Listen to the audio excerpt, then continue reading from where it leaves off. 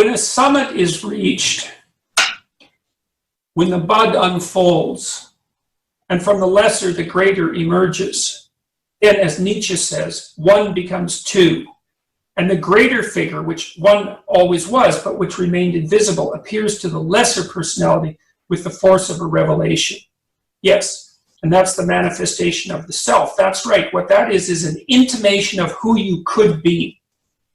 Yeah. And it's also an intimation of what you're associated with that might guide you to what you could be. So it would, you might say it's a revelation of your own possibility, but it's a revelation of your possibility in relationship to something that's infinite and transcendent.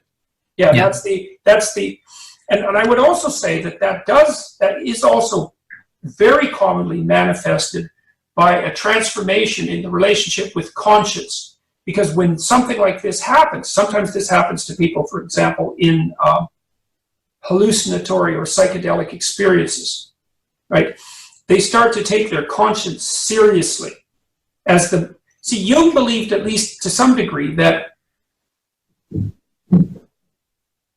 what guided your interest, and that would include your conscience, was a manifestation of the totality of the self in the restricted domain of the present. Mm-hmm. Okay, so that's okay. So okay, which one always was, but which remained invisible, right? That's the Heavenly Father. That would be the Marcus Aurelius principle that manifests itself in Maximus, and that Commodus resists, mm-hmm. right?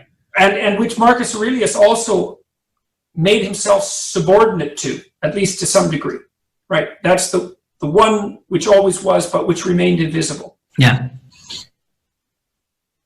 He who is truly and hopelessly little will always drag the revelation of the greater down to the level of his littleness, and will never understand that the day of judgment for his littleness has dawned.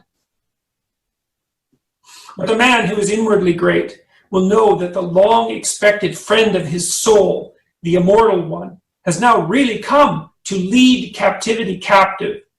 That is, to seize hold of him by whom this immortal had always been confined and held prisoner, and to make his life flow into that greater life, a moment of deadliest peril.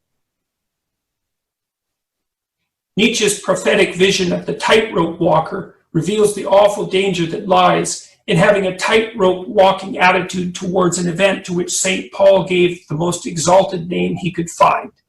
Yeah.